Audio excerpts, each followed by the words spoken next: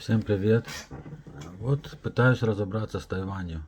Значит, была шумиха сильная в последние дни, что американцы поменяли свое определение. У них есть такой вот факт-шит, вот именно, которое говорит, как они относятся и кому относятся и так далее по разным странам. И вот насчет Тайваня у них было определение, что они признают, что Коммунистическая партия Китая, она единственная законная власть всего Китая, включая Тайвань.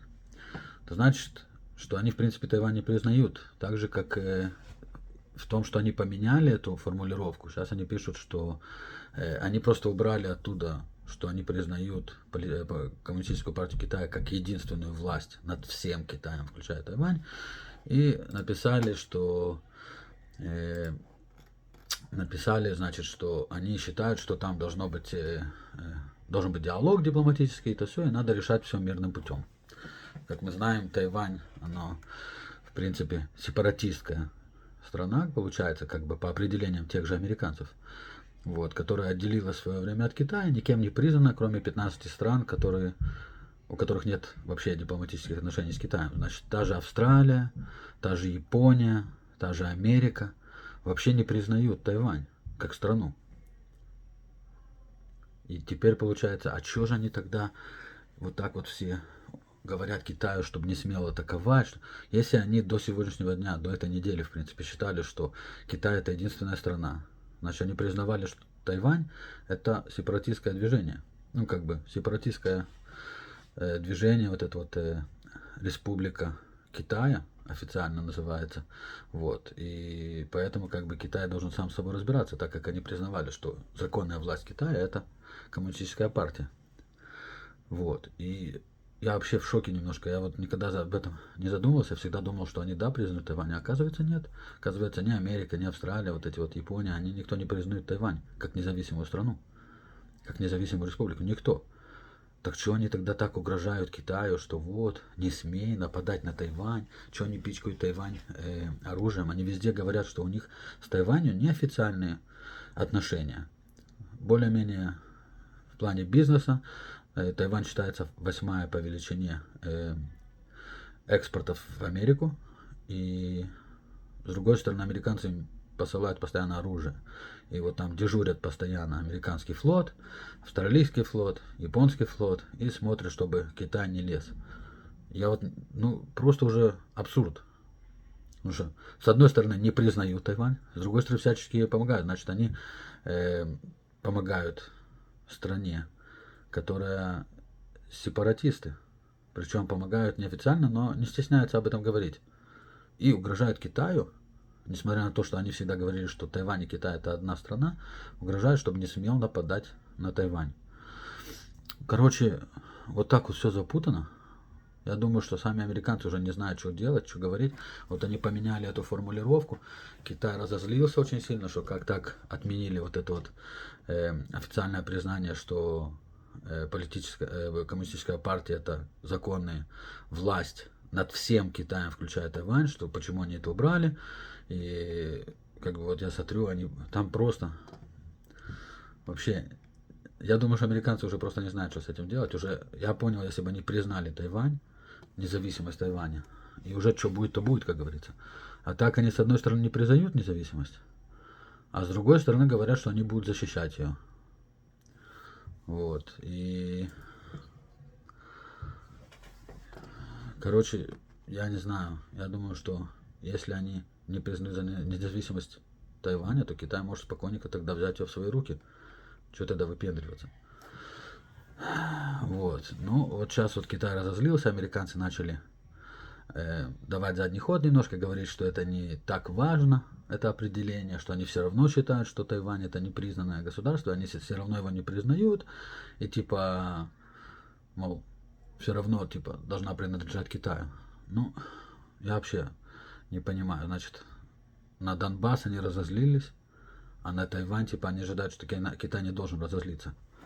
Вот такая вот политика происходит у американцев. Я думаю, что действительно там уже просто все настолько запуталось, что они сами не знают, как это все вытащить и как это все выправить. Вот. Так что, ну, китайцы продолжают все больше и больше подходить к Тайваню.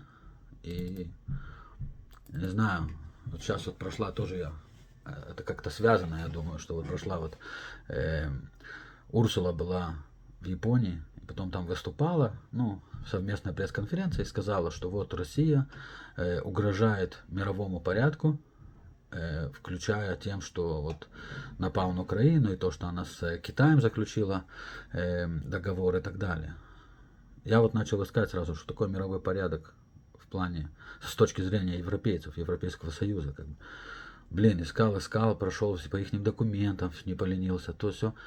Но они вот везде пихают это слово мировой порядок, но толкового объяснения, что такое для них мировой порядок, непонятно. Они говорят про интернациональные законы, говорят про ООН, вот, ну, я не знаю, они с одной стороны говорят про ООН, с другой стороны Югославию они бомбили без того, чтобы он им сказал бомбить. Он был против бомбежки Югославии, но они все равно разбомбили. Так они тоже, получается, против интернациональных законов и забили на ООН то, что те хотят.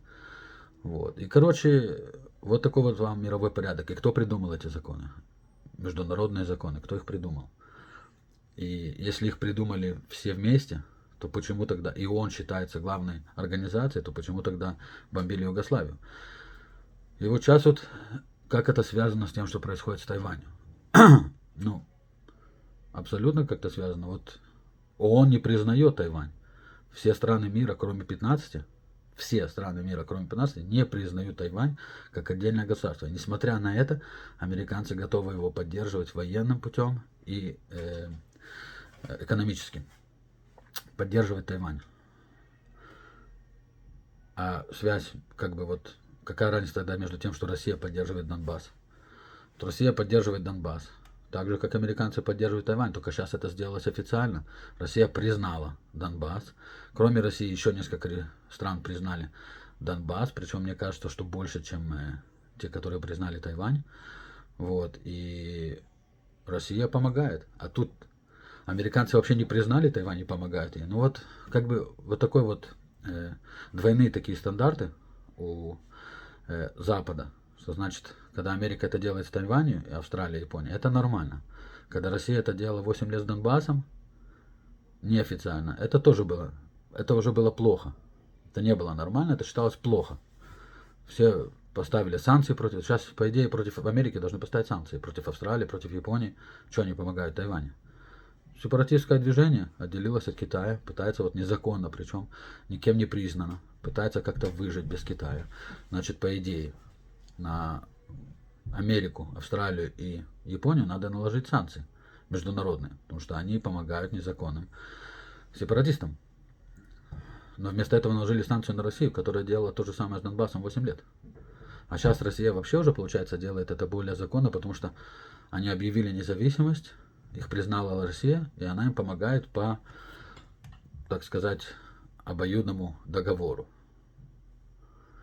Вот двойные стандарты мирового порядка Евросоюза, мирового порядка Америки, мирового порядка всех западных стран, включая Австралию и Японию, хотя они не западные, но ведут себя они очень по-западному.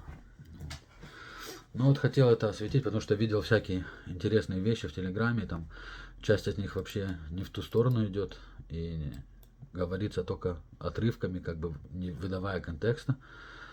Вот. Ну, в принципе, как бы по большому счету ничего серьезного не изменилось в официальном отношении американцев к Тайваню, поэтому еще тупее кажется все вот это вот, весь этот балаган, вот, все это разборки все эти, кажется, еще тупее.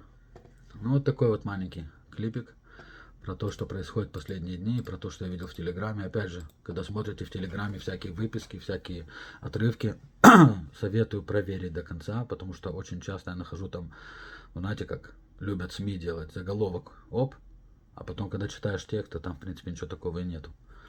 Вот. Так что, всем привет, буду стараться вот так вот по возможности освещать, чтобы было более понятно для тех, кто видит только отрывки и не знает точно, что стоит за этим. Всем счастливо!